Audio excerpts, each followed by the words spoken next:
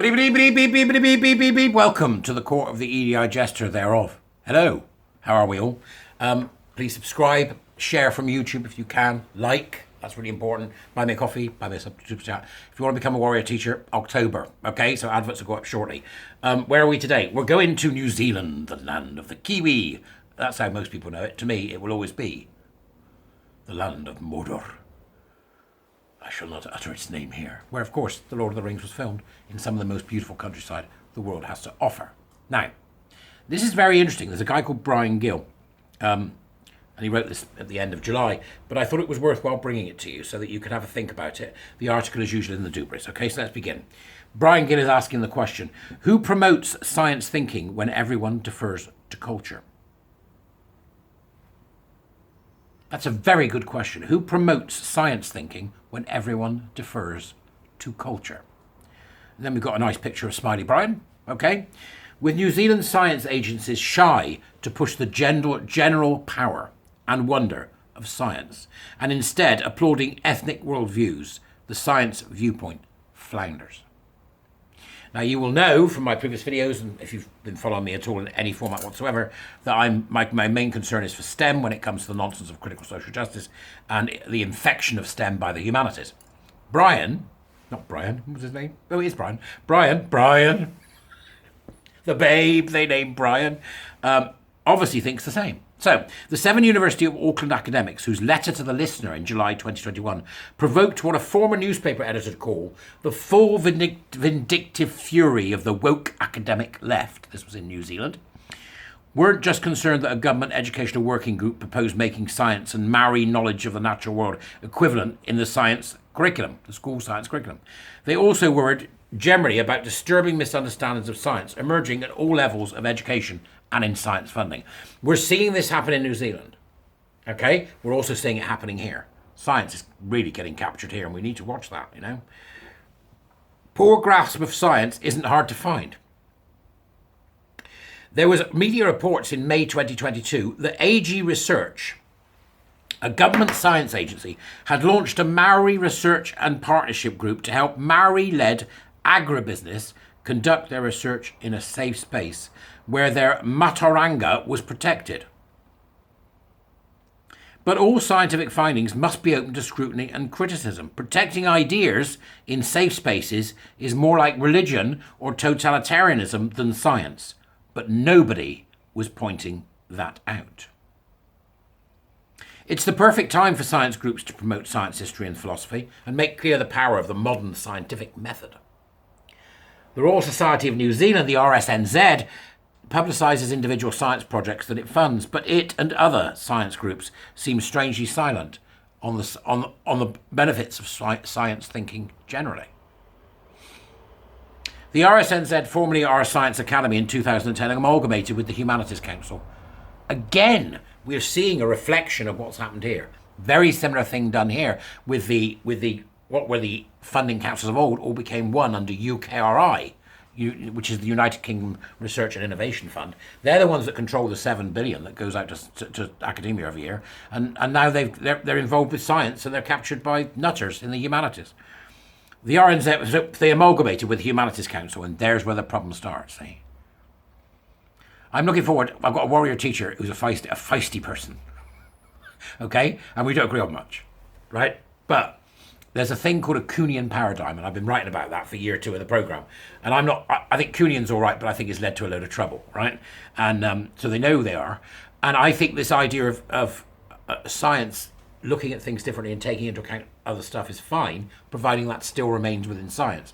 What happens is when you attach science to the humanities and they start wibbling on about nonsense, you know, and then science gets diluted, and the scientific process should be protected at all costs, because that's the only reason that you and I can talk to each other like this. Right?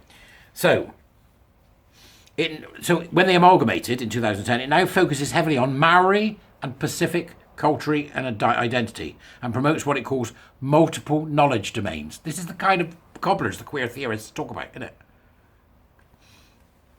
With science rather off to the side. The RSNZ rejected the Listener letter writers' narrow and outmoded definition of science.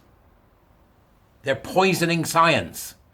That's the former science body responding under influence of the humanities, which often portrays science as merely one of many worldviews, all equally valid. No! It is a serious problem that New Zealand now lacks an academy devoted solely to science. So does Britain. They've got to get STEM. See, if STEM falls, then they can do what they want to do, which is destruction, to bring on their utopia. That's what they're after. All right? So,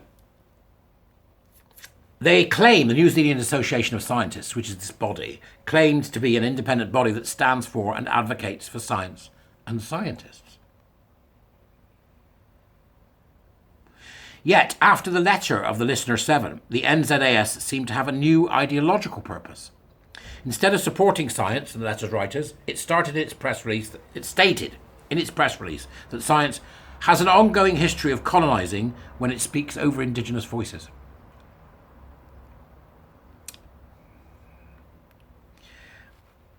And the Maturanga Maori traditional knowledge, that's what this is the idea of the primacy of Maturanga Maori knowledge, the traditional knowledge. Yeah, because it was so right, has equal importance and role in scientific work.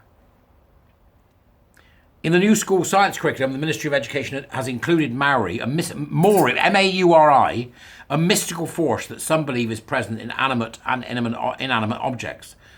Other cultures have a similar concept, vitalism, but in Europe it was discredited as part of science in the early 1800s. Shamefully, the science organisations that have been tight-lipped on this important issue in science philosophy seemingly are unwilling to defend science thinking in schools. So this is about equity. You understand? Flattening everything. It's about equity. So this is the equity of thought. If you're a lunatic spiritualist who thinks your coffee cup is possessed by the spirit of the Aga Khan, then that's on the same level as Einstein's theory of evolution. Not Einstein. Einstein was relativity. Einstein's theory of relativity, Darwin's theory of evolution, right? So that's the same as you, this individual, who, because they've got original knowledge, this knowledge that is so, wonderful, and they believe that their coffee cup is filled with the soul of the Aga Khan, is on the same level. The equity of everything, the flattening of everything to nonsense. That's queer theory. That's what they're doing, they're queering it. Perhaps they consider science too powerful to need promotion, or they may feel that too strong an advocacy for the scientific method makes other worldviews look inadequate. It does. It does make other views. That's the point. It's supposed to interrogate. Ugh. It's infuriating. They might just be falling in line with the current attitude of the liberal, some say illiberal left, that Western institutions deserve no praise. With science just is missing in action. Allow me a moment to articulate some of the characteristics of science. And this, I think, is a very important part of Brian's article. Universality, number one.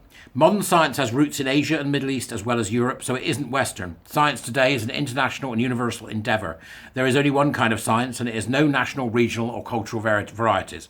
Talk of Western science or indigenous science, meaning particular kinds of science, betrays poor understanding. Concepts can be part of science only if they are known and understood around the world by scientists, irrespective of cultural background. Science care noteth for identity. That's what he's saying, and it's true. Right, it's true. Number two, evidence. Science holds the world to be intelligible, rejecting spiritual and supernatural explanations of a natural phenomenon. Science is guided by tangible evidence collected from activities like measurement, experimentation, double-blind trials, and computer modelling. Current scientific findings are those best supported by the evidence. Number three, endless scrutiny.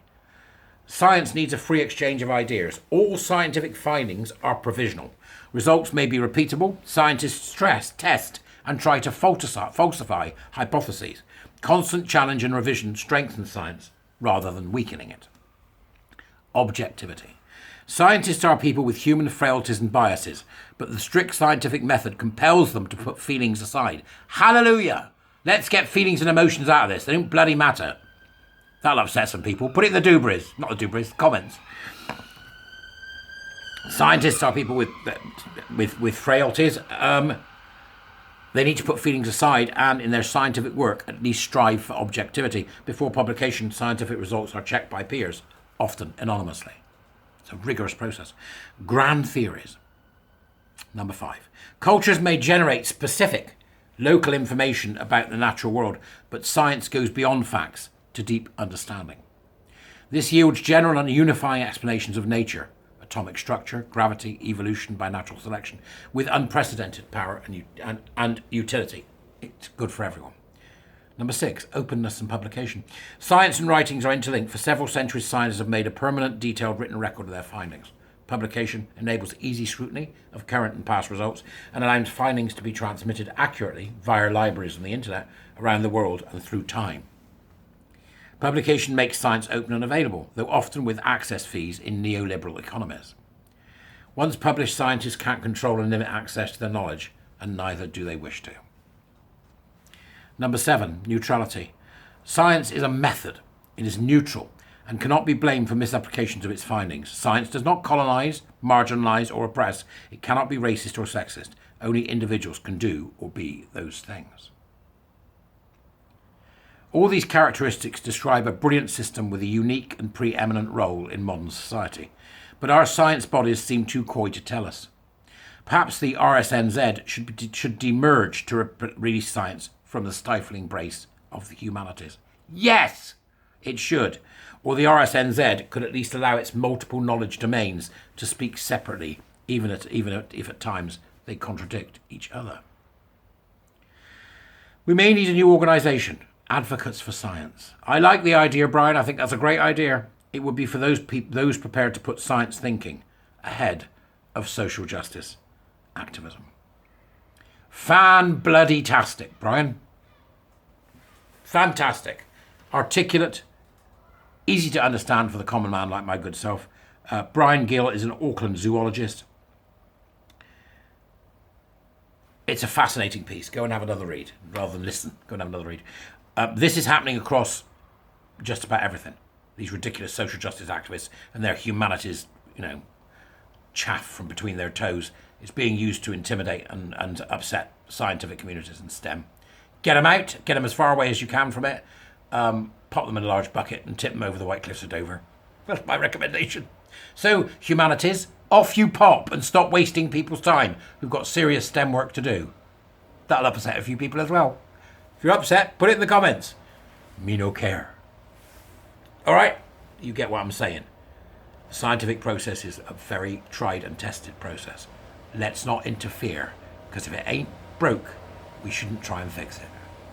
Thanks, Brian. Great piece. See you all soon.